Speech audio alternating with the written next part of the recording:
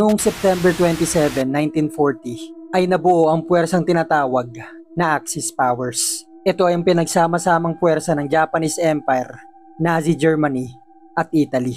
Ito yung taon na kasagsagan ng World War II, taong sinasakop ni Adolf Hitler ng Nazi Germany ang kabuuan ng kontinente ng Europe. Ayon sa mga sundalong lumaban noon, Hudyo daw ang pinakatakot na mahuli noong panahon ng giyera dahil pinapahirapan sila ng Nazi Germany. Pero ayon naman sa mga sundalong lumaban sa kontinente ng Asia, yung mga tao daw dito, maging mga sundalo, ay mas takot na mahuli sila ng buhay ng mga sundalo ng Japan. Mas okay pa daw na namatay ka na lang sa giyera kaysa mahuli ka ng buhay ng mga sundalo na yon. Dahil yung mga sundalo ng Japan ay may ginagawang kakaiba sa mga taong nahuhuli nila, lalong-lalo na sa mga sundalo. Malaking bahagi ng karagatang Pasipiko o Pacific Ocean ang kontrolado ng Japan noong World War II. Dahil ito sa dalawang malaking radio tower na nakatayo sa Chichijima, parte ito ng Osagawara Islands, islang halos 1,000 kilometro ang layo mula sa mainland ng Japan. Isa ito sa mga pinakaimportanteng strategic location ng puwersa ng Japan, isang maliit na isla kung saan naganap ang isa sa mga nakakakilabot at nakakadiring pangyayari sa kasagsagan ng World War II. At kung kagaya kitang mahilig manood ng mga bagong labas na movies, mga K-drama at mga anime, ay nire-recommenda ko sa inyong i-download at gamitin itong sikat na app na tinatawag na Loklok app. Bukod sa libre itong i-download, 1080p yung resolution ng mga movie dito, may libre pang translation. Yung huling palabas ni Paddington na Paddington in Peru ay nandito na rin. At yung K-drama naman na maraming napaiyak na Queen of Tears ay mapapanood nyo na rin dito ng buong episodes. Maging yung mga paborito nating anime na One Piece, Jujutsu Kaisen, at yung dalawang sikat na anime ngayon na Sakamoto Days na nandito na yung mga latest episodes, pati na rin yung Solo Leveling. Season 1 ay kumpleto na dito yung episodes. Yung Season 2 naman nandito na rin yung mga latest episode. Libo-libo yung mga anime, K-drama at mga movies dito. 1080p yung resolution, libre yung translation, na wala kang babayaran. Iiwanan ko na lang yung link sa baba ng video na to. I-click nyo lang yan link at i-click nyo na yung download. At kung na-download nyo na tong Loklok app, simulan na natin yung kwento.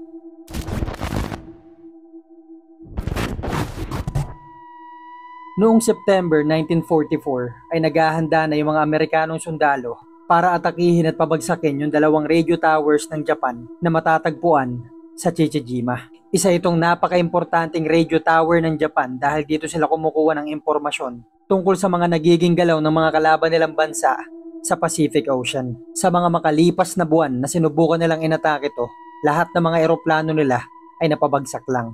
Dahil importanteng isla nga to sa Japan, ay malakas din ang puwersa nila dito. Meron sila ditong mahigit 20,000 mga sundalo, mga armas na kaya magpabagsak ng napakaraming eroplano. Alam naman ng bansang Amerika na magiging mahirap pabagsakin yung dalawang radio towers na yon, pero hindi nila naisip na magiging mas mahirap pa pala to sa inaakala nila. At hanggang nung September 2, 1944 ay nagpalipad na nga yung US Navy ng mga fighter aircraft nila. At yung isa sa mga piloto nila ay ang pinakabatang piloto ng US Navy, yung 20 years old na si George. May dalawa siyang kasama dun sa eroplanong pinapalipad niya. Isa dito si Lieutenant Junior Grade William White, isang gunner na siyang humahawak ng machine gun dun sa eroplano. Ang isa naman dito ay si John Delaney, isang radioman. Nung malapit na sila dun sa islang target nila, nakita na nila yung Chichijima kung nasaan yung dalawang toreng kailangan nilang pabagsakin. Tinaas na ngayon ni George yung pagpapalipad dun sa eroplano up to 10,000 feet. At nung malapit na sila dun sa tore, dahan-dahan na siyang bumaba ng pagpapalipad bago ibagsak yung mga bombang dala nila para masiguradong tatama ito. Pero sa pagbaba niya ng pagpapalipad ay nagsimula na silang pagbabarilin ng mga machine gun ng mga Hapon. At dito ay tinamaan na nga yung ilang bahagi ng eroplano nila.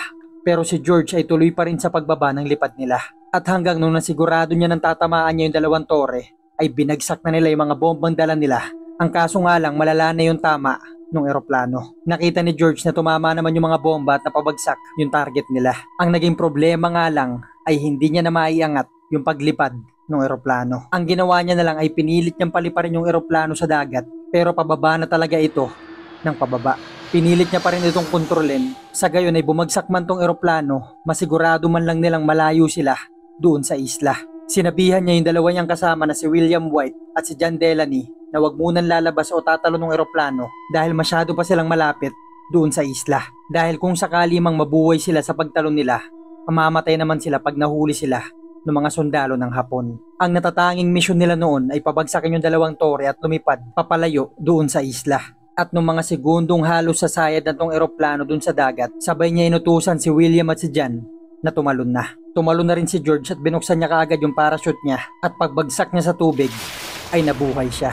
Agad niyang hinanap si William at si John. Sigaw siya ng sigaw sa mga pangalan nito pero sa pag-ikot ng paningin niya ay hindi niya makita yung dalawa. Sa paglangoy niya ay nakita siya ng life raft o tawagin na lang natin salbabida. At nung naisampa niya na yung katawan niya dito ay inikot niya ulit yung paningin niya pero hindi niya na nakita si William at si John. Sinisisi ngayon ni George yung sarili niya na masyadong huli na siya nagsabing tumalon sila. Siguro hindi nakalabas yung dalawa na yon sa eroplano. Ang iniisip rin ni George noong mga oras na to ay namatay yung dalawa niyang kasama dahil sa kanya. Pero nakabalik siya sa sarili niya nung nakita niya may mga bangka ng Hapon na papunta sa lokasyon niya.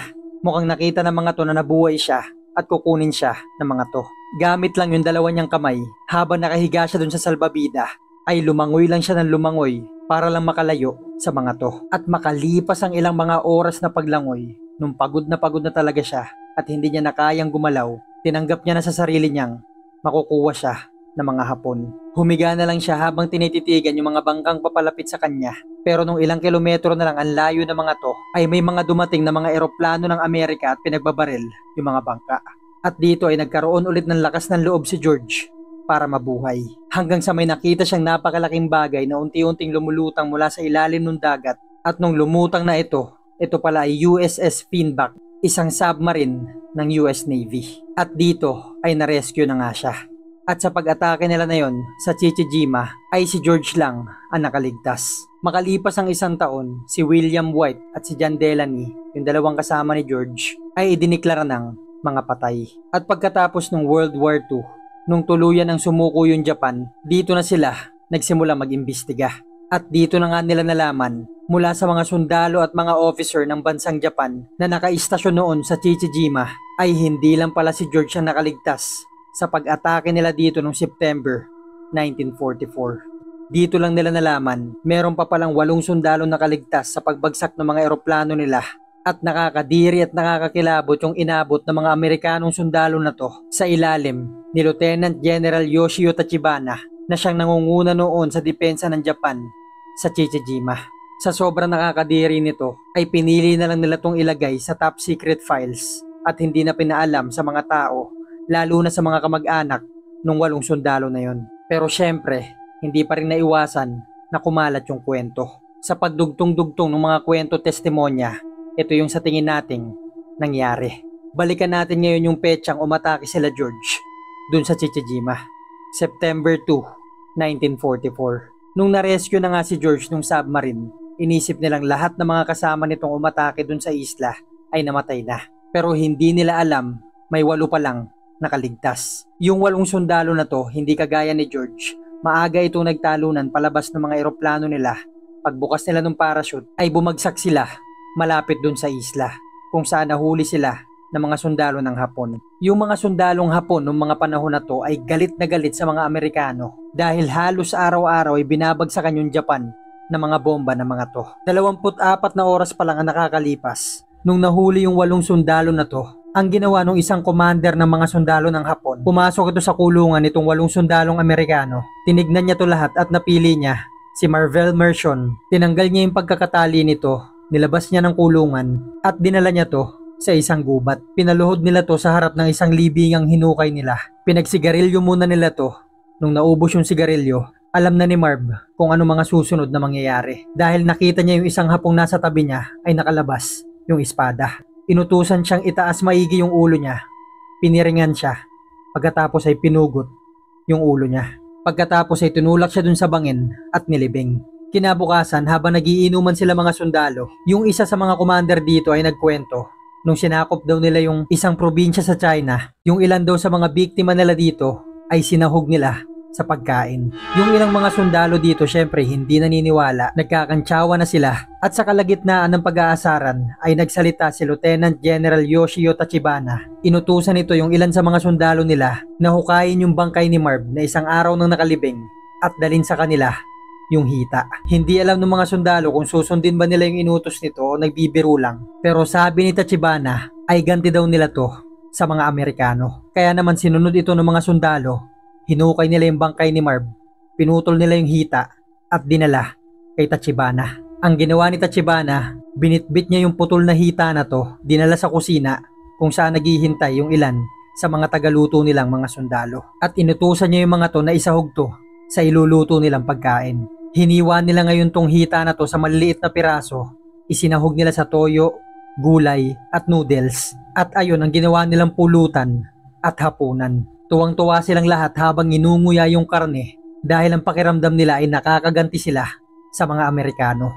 Makalipas ang ilang araw, ang ginawa naman nila ay namili ulit sila dun sa natitira nilang 7 presong sundalo at ang napili naman nila si Floyd Hall, 25 years old. So hindi pa nila alam kung ano ba nangyari kay Marv, pero sa tingin nila ang nangyari dito syempre patay na. Ang ginawa nila dito kay Floyd Hall ay tinali nila sa puno sa harap ng kulungan kung saan nakikita ito nung 6 na natitirang nakakulong na mga Amerikanong sundalo. Inutusan ni Tachibana yung mga sundalo niya na bugbugin ito. Pinagsusuntok nila to, pinagtatadyakan, pinagpapalo ng baril. So syempre walang magawa si Floyd, maging yung 6 niya pang mga kasamahan.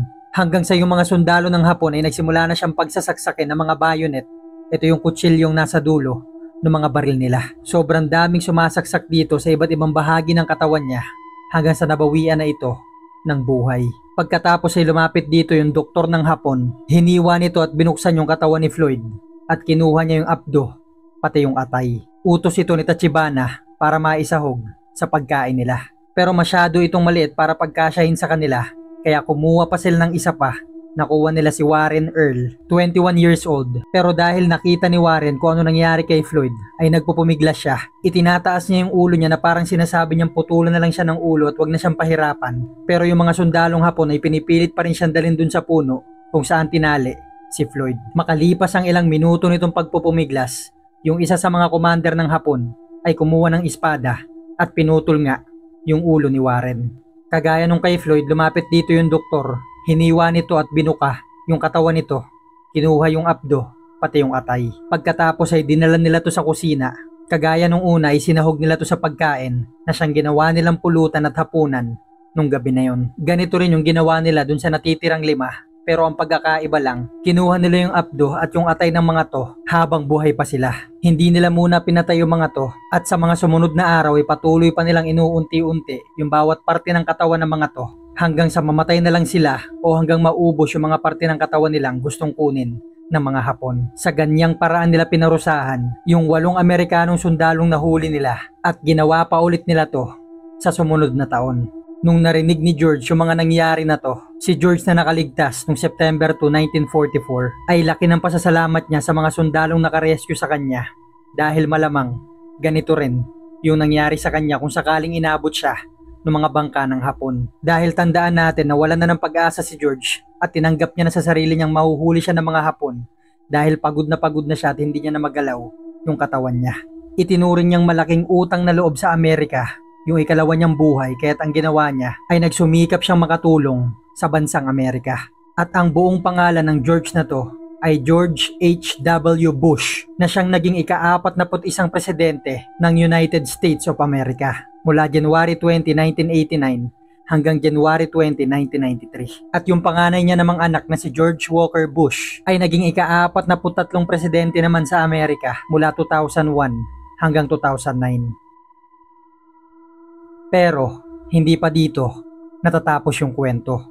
Dahil hindi lang sa Chichijima nangyari yung mga ganitong gawain ng mga Hapon. Dahil nangyari din ito sa Papua New Guinea, maging sa Pilipinas. Unahin na natin yung nangyari sa Bukidnon nung panahon ng World War II.